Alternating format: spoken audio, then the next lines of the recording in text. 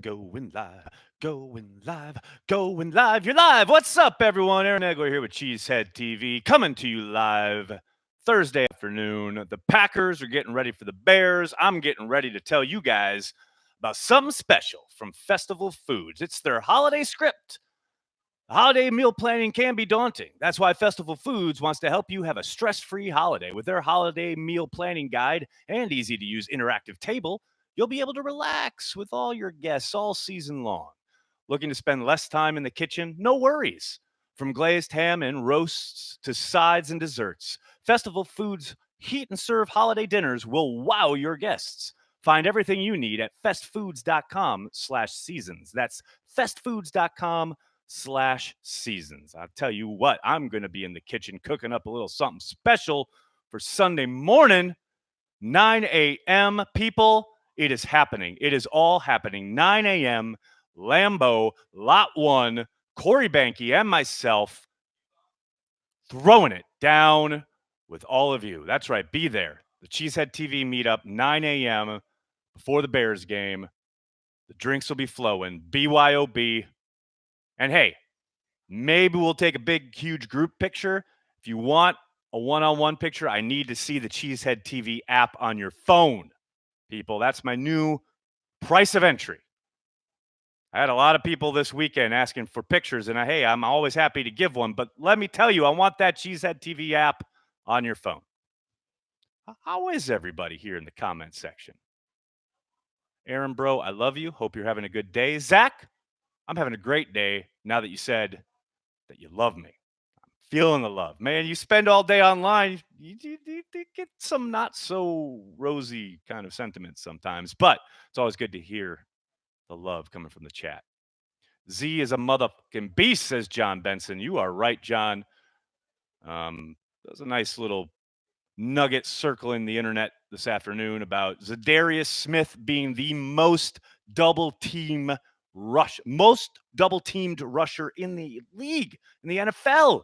And he's still as insanely productive as he is. That's crazy. That man, not talked about enough, but it should be. He's an all-pro. Should be an all-pro. Shouldn't even be a question. Guy's on an all-pro track. Give it to him. Whiskey, I hear you, buddy.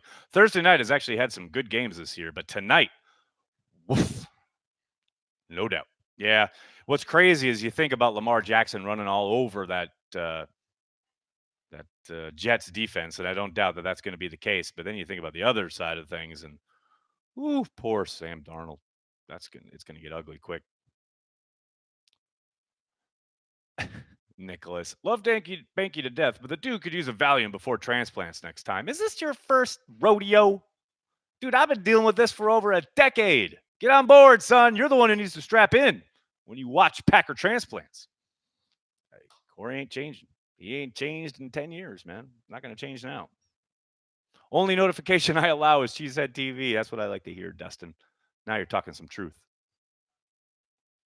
Hey, Aaron, how do you feel about this team's chances come postseason? I don't feel anything about it because they're not in the postseason yet. They get to the postseason, come talk to me. George, that's very nice of you. Thank you. Vikings fans are disrespecting the G. It will be lovely to knock them out of the wild card hunt. I'm all for it, man. I am all for it. But right now, I'm all about ending the Bears season. Thanks for all you do, Nags, you and the whole team there. Michael, you're welcome. In the age of endless content, I'm happy you all provide perfectly tailored stuff for us Packers fans. That's what we try to do. Do the Bears still suck? Without a doubt, you are correct. They most certainly do. Favorite Bears game? Oh, man, there's too many to list. I did see Maggie's putting together a post for tomorrow about Packers fans' memories throughout the years of their favorite moments from Packers-Bears games, and I offered up two of them. One being the monsoon game on Halloween night, Monday Night Football. Brett Favre, Edgar Bennett absolutely ran roughshod over the Bears on a night where they were honoring some of their legends at halftime, like did Butkus. But that game, I was so drunk and absolutely soaked and had the greatest time. That was an amazing night. And then the other one was the NFC Championship game in 2010 down there in Chicago again, when B.J. Raji picked off the pass and brought it into the end zone. I was in the auxiliary press area. I literally had to stand up, and for the rest of the game, I was gold. I didn't make a peep. But for that play, I stood up and ran out into the hallway and gave a big yes because I couldn't contain it. Did our special teams improve, or is Washington simply worse? Nope, they improved. They certainly improved. Now, I don't think Washington has, an insanely great special teams by any stretch of the imagination, and they certainly have to keep improving on the Green Bay side. But it was noticeably better, just from a technique standpoint when it came to the blocking. But then certainly by the returner, no question about it. I've been noticing that whenever the defenses are playing cover zero with birds on a fence, Rodgers will still refuse to work the flats and instead go for the long ball. Is this due to hero ball or coaching? Well, I think a lot of that is down to Aaron Rodgers. The coach has given him any kind of idea, one way or the other, about where to go with the ball after the snap of the football. Hey, Nags, any chance Rodgers will clean up his footwork, maybe an offseason project? No. Aaron is who he is, and expecting him to change his stripes this late in the game, I don't see it happening. Now, maybe he shocks us all, but it would be a shock. What are your thoughts on Oren Burks? Do you think he'll be a starter next year? I doubt it. I mean, they could very much use a guy like that, and he's a healthy. He's limited most of the games. I was going to say he's a healthy scratch, but he hasn't been a scratch. He just hasn't played a whole lot. So I would tend to think, that big jump usually happens between year one and year two. And it certainly doesn't seem to have happened for Oren Burks. So I think counting on him to be your starter next season is probably a bit of a stretch. I tend to think they are finally going to have to strike something early in the draft, probably a premier pick on an inside linebacker, because I expect Martinez to walk.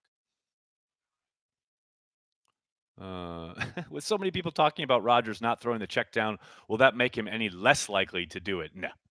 I mean, not like he could do it much less. But yeah, no, he doesn't really pay attention to / care much about the conversation that goes on his around the internet about his play.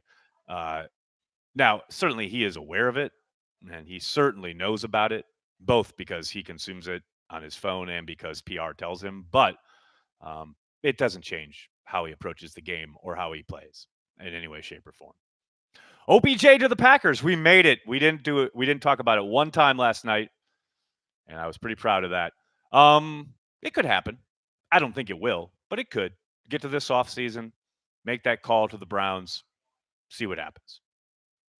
He's clearly disgruntled, clearly not loving life there in Cleveland. A lot of old connections there between Gutekunst and the guys out in Cleveland in the personnel group. So maybe. Again, I doubt it, but never say never. A lot of ball game left. Should we be more worried about our defense versus their offense or their defense versus our offense? Allison, most certainly the Bears' defense against the Packers' offense, especially considering how inefficient and up and down the Packers' offense has been the last couple of weeks against some fairly benign defenses. The Bears have a legit defense, one of the most talented in the league, and we all saw what an absolute travesty of an offensive performance they had week one. Clearly, the Packers are a very different team, as are the Bears, but that defense is legit. And I don't doubt for a second that Trubisky will move the ball at times against Pettine's defense, but I do expect them to create at least one turnover and limit the scoring on the Bears side of things. The whole question of this game is, can the Packers play efficiently on the offensive side of the ball, not turn the ball over, put up enough points on the board where Pettine can just start sending the blitz at Trubisky? Because if there's one thing that this team is not built for in Chicago, it's coming from behind in big deficits. Trubisky just is not very good against the blitz. And once you're able to pin your ears back, you can make life miserable for them. So, but these noon games in Green Bay, you never know. The Packers have had a lot of success this year with noon games. They're 5-0, but history shows you you get that kind of blasé start. Maybe they get a run back for a touchdown early, quiet the crowd, start running the football, start moving it. Anything can happen. So the big test is the Packers offense against the Chicago defense, no doubt. I will never forget the day they got the Smith brothers and Amos. I checked every sports outlet to see if it was true. I mean, it was very out of character for the franchise, right? But lo and behold, here they are. Dawkins top 100 and not Leroy Butler. Barf. Dustin, couldn't agree more. I think that's an absolute joke. Who am I to argue with this blue ribbon panel that they put together, other than Aaron Nagler, who has watched every snap Leroy Butler ever took? And I'm here to tell you, he's at least as good as Brian Dawkins was. And that's a bare minimum. It's probably better. But again, who am I to argue? Let's just get Cobb in free agency and we're good. Cobb ain't coming back to Green Bay. Jake, thanks for the super chat. If we were to get OBJ, can we take some money out of his contract for wall repairs? They already repaired the wall, but I'm sure he would love to chip in.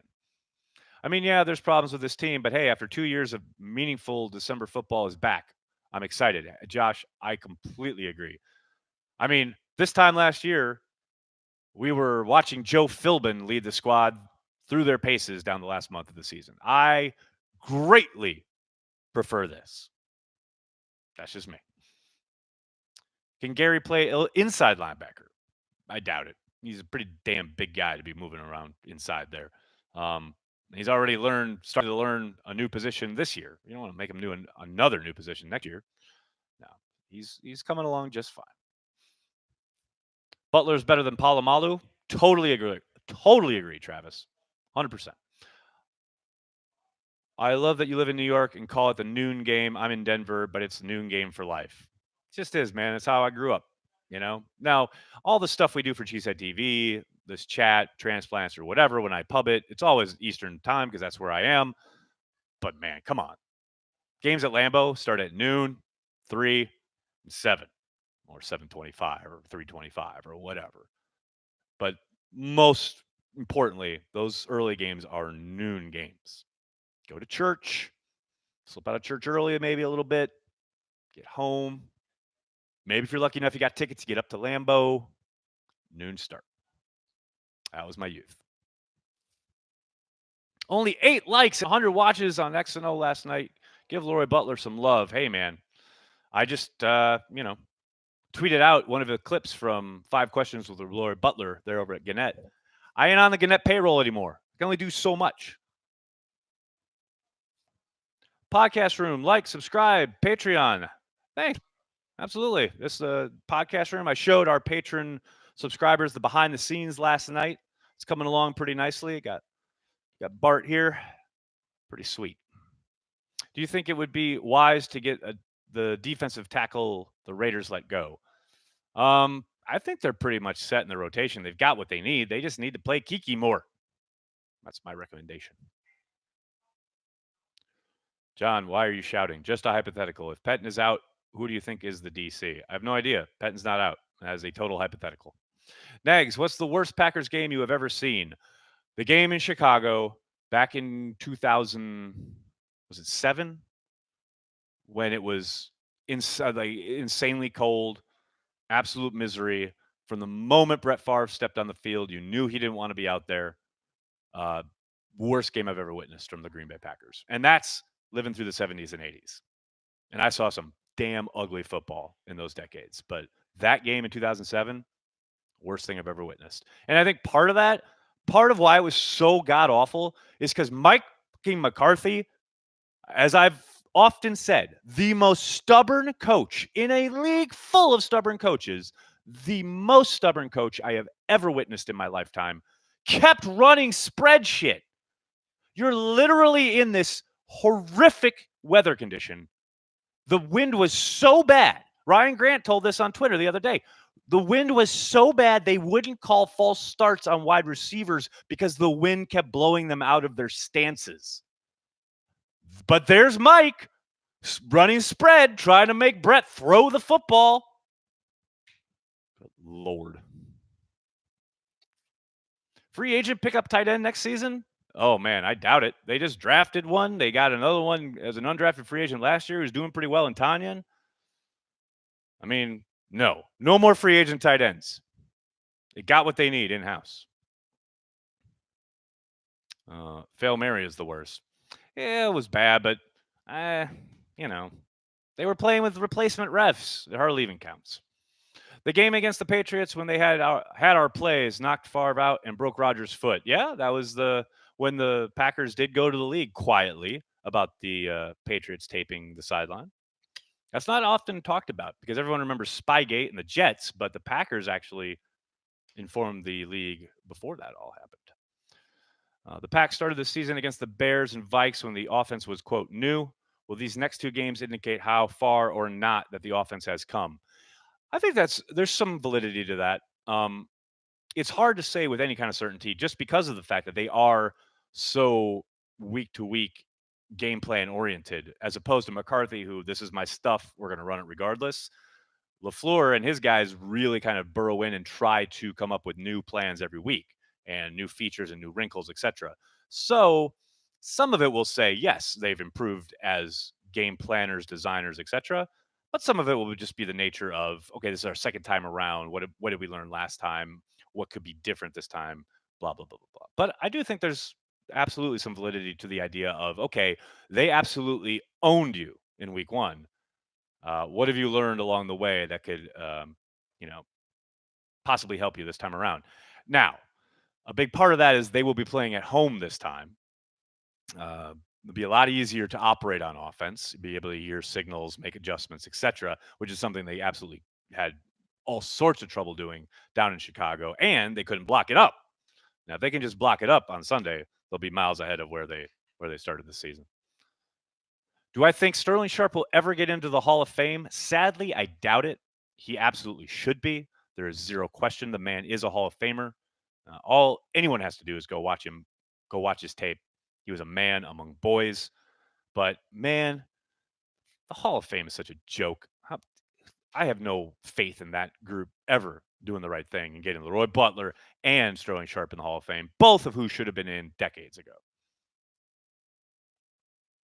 You have three quarterbacks: Favre, Bart, and Rodgers. Pick one for the game to win. He's right here. You guys know this. You say these things. The picture's right there. Visual aids. That's the man, the myth, the legend. Give it to him. Give him the ball every single time. This guy right here. Kenny Clark is an absolute beast. Just love his motor. Are you at the stadium view with Drew and KB the same time as Gilbert Brown is doing his post game commentary?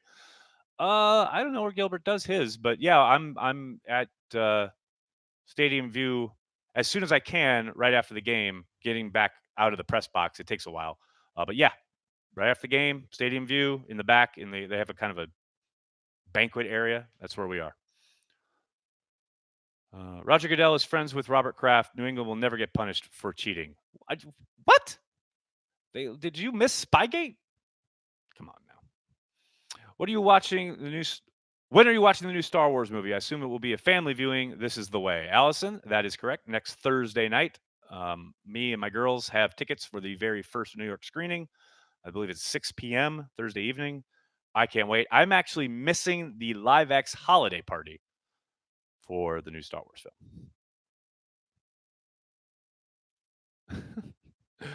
film.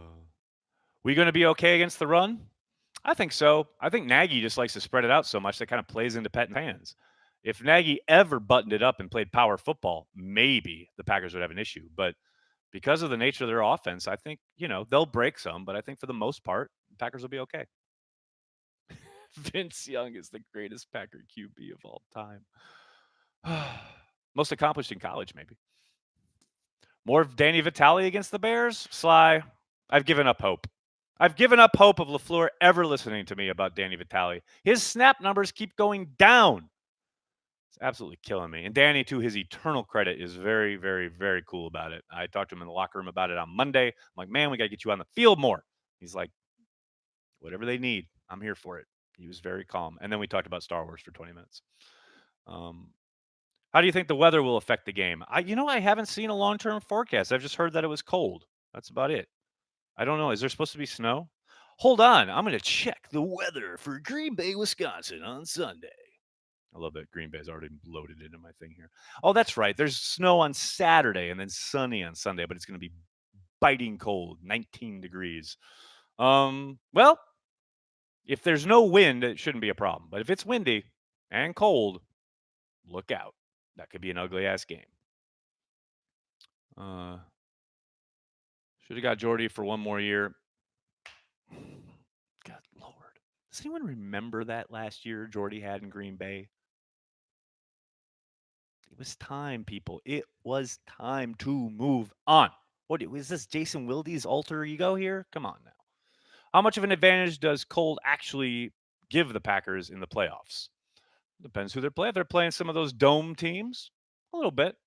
I don't think it's a huge advantage, but I think you're acclimated to the weather, the climate, the day to day in those conditions, and then you play a team where that's coming from a spot where they don't deal with it a whole lot. Yeah, it gives you a little bit. I don't think it's a huge swing, but every little bit helps. All right, everybody, I'm gonna have to jump. Thank you so much for all the questions. I can't thank you guys enough for joining me each and every day here on Extra Cheese. And remember, I know holiday meal planning can be daunting. That's why Festival Foods wants to help you have a stress-free holiday. With their holiday meal planning guide and easy-to-use interactive table, you'll be able to relax with your guests all season long. Looking to spend less time in the kitchen? No worries. From glazed ham and roasts to sides and desserts, Festival Foods heat and serve holiday dinners will wow your guests. Find everything you need at festfoods.com/seasons. That's festfoods.com/seasons. And also, if you're looking for the perfect Christmas gift for the Packers fan in your life, we've got a very limited number of Packers Legends posters. It's a set of 2 for $40. They are absolutely outstanding. Corey Banky says, go to cheeseheadtv.com/shop and get your Packers Legends posters. I believe there's like 5 sets left. Get them while they're hot, people. Thanks a lot, everybody. I'll be back tomorrow. You guys have a great night. Go Pack Go.